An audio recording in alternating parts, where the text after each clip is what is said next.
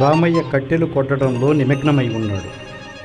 కట్టెలు కొడుతుండగా అతడి గొడ్డలి జారి నది నీళ్లలో పడిపోయింది.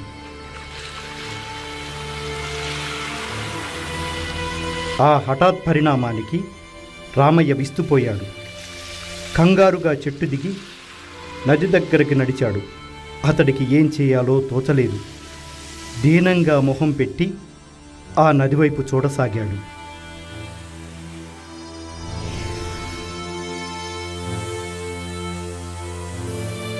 అయ్యో, ఇప్పుడు ఎలాగా? నా గొడ్డలి నీటిలో పడిపోయింది. ఈ నది చాలా లోతుగా ఉంది.